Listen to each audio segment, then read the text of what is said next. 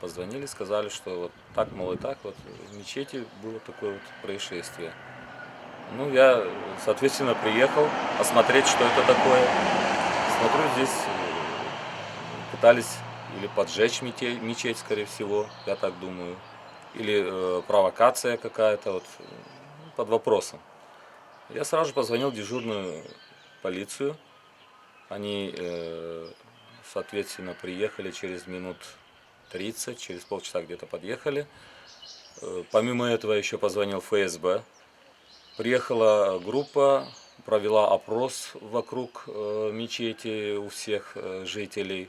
И как бы установили, что где-то в половина пятого где-то была какая-то машина, быстро выехала отсюда.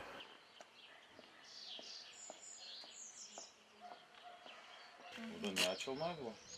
Или не тот ключ она дала?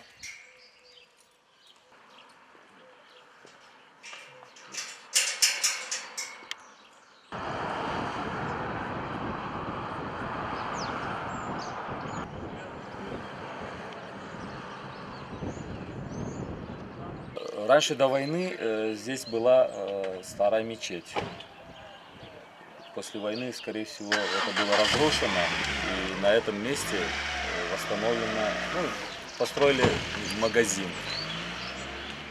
Я думаю, что вот то, что попытка их вот это поджога, скорее всего, Всевышний оберегает это место. Мне кажется, что это очень святое место.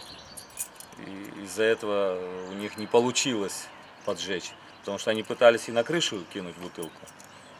Это факт есть, фотографии есть, все заснято.